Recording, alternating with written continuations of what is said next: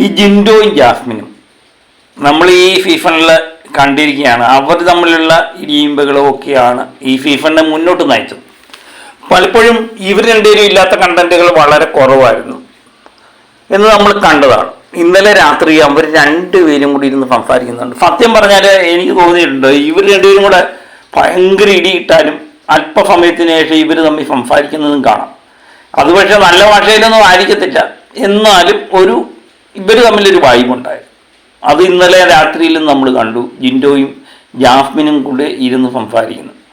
അപ്പം ഓരോരുത്തരുടെ ഗെയിമൊക്കെ വിലയിരുത്തലാണ് അവർ ചെയ്യുന്നത്. അപ്പം ജിൻഡോ പറയുന്നുണ്ട്, ജാസ്മിൻ പറയുന്നുണ്ട്, എനിക്കൊരു ചിലപ്പോൾ ഒരു വില്ലത്തിയുടെ രീതിയായിരിക്കും ഇവിടെ ഉള്ളത് എന്ന് പറയുമ്പോൾ ജിൻഡോ പറയുന്നുണ്ട്, നീ അതൊന്നും വിചാരിക്കണ്ട, നീ ഗെയിം കളിക്കാൻ നോക്ക്, എനിക്ക് നീ സംസാരിക്കുമ്പോൾ ഒരു കൊച്ചു കുട്ടി സംസാരിക്കുന്നത് പോലെയാണ് തോന്നുന്നത് എന്ന് പറയുന്നുണ്ട്. അതുപോലെ തന്നെ നീ സ്ട്രോങ് ആയിട്ട് എല്ലാ കാര്യത്തിലും ഇടപെടണം, നീ ഗെയിം കളിക്കുക.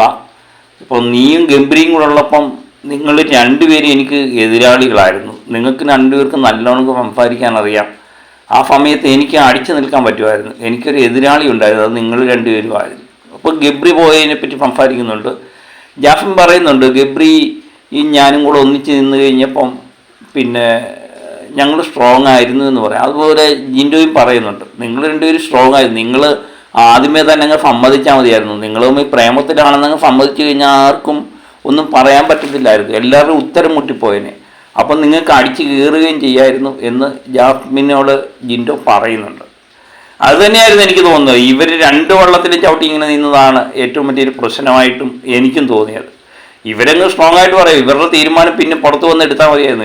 ഞങ്ങൾ തമ്മിൽ പ്രേമത്തിലാണെന്ന് പറഞ്ഞു കഴിഞ്ഞാൽ ഇവരുടെ ഗെയിം സ്ട്രോങ് ആയിട്ട് മുന്നോട്ട് പോയത്. അതുപോലെ ശ്രീധുവിനെ പറ്റി അർജുനെ പറ്റി പറയുന്നുണ്ട്, അവർ രണ്ടുപേരും ഫ്രണ്ട്സാണോ എന്നൊന്നും അറിയില്ല, പക്ഷേ രണ്ടുപേരുടെ ഗെയിമൊക്കെ ഏകദേശം ഒരുപോലെ തന്നെയാണ് എന്ന് ജിൻഡോ പറയുമ്പോൾ ജാസ്മിൻ പറയുന്നു, അതിന് അവരെന്ത് ഗെയിമാണ് ഇവിടെ കളിക്കുന്നത്, ഇവർ പ്രത്യേകിച്ച് ഗെയിമൊന്നും അവർ രണ്ടുപേരും കളിക്കുന്നില്ല എന്നും ജാസ്മിൻ പറയുന്നുണ്ട്.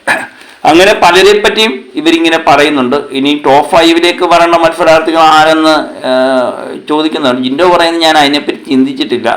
ജാസ്മിൻ പറയുന്നുണ്ട്, ജിൻഡോപ്പം ഏതായാലും ഉണ്ടാകും, ചിലപ്പോൾ ഞാനുണ്ടാകുമായിരിക്കാം, ഫിജോ ഉണ്ടാകും, അഫ്സര ഉണ്ടാകും, പിന്നെ നോറ ഇങ്ങനെ കരഞ്ഞ് നോറ ചിലപ്പം ടോപ്പ് 5 വരാൻ സാധ്യതയുണ്ടെന്ന് പറയുന്നു.